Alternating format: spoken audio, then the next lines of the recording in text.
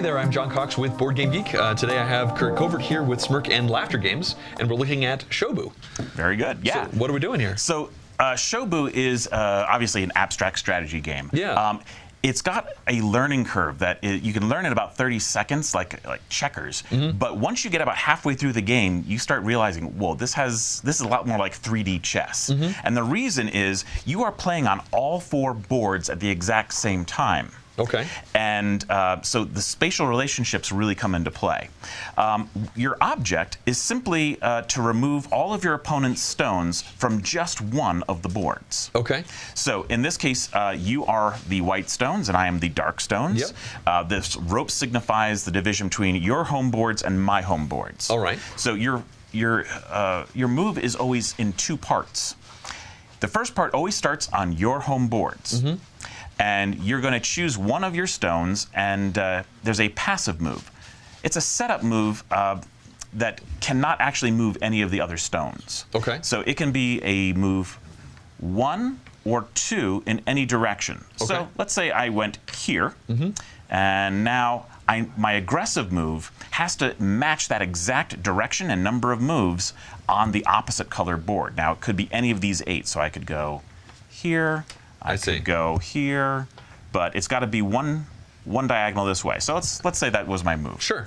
Now you would then, obviously make a move as well. We'll just for ha-has, we'll give you that. Now, okay. To show you now what the aggressive move really is intended to do, my passive move can now be 1, 2, and my aggressive move can now shove stones. Okay. And what I want to do is I want to shove you off the board. So 1, 2 takes you off the board. All right.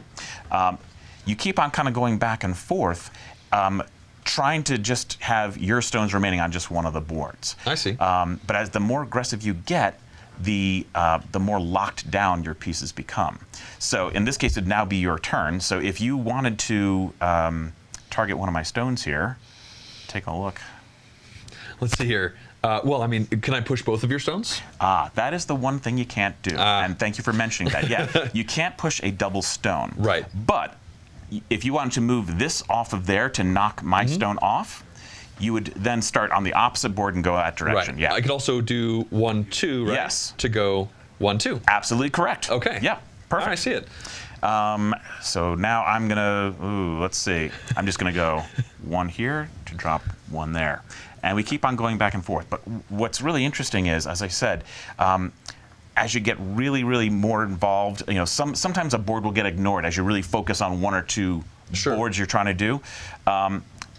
Let's assume that I would love to knock your white stone off of here. But during the course of play, my stones now get arranged in this configuration. Right. I can no longer move to this way to knock that stone off because none of my stones on my starting board give me the ability to move 2 in that direction. And it would be aggressive here, so it has to be passive there. That's right. I see. So you also start seeing, well, all right, if that's the case and you know that I can't come that way, you start playing that to your advantage, placing your stones where I can't really get that. Right. So I have to rebalance my boards constantly. And it's this great 20-minute total mind game.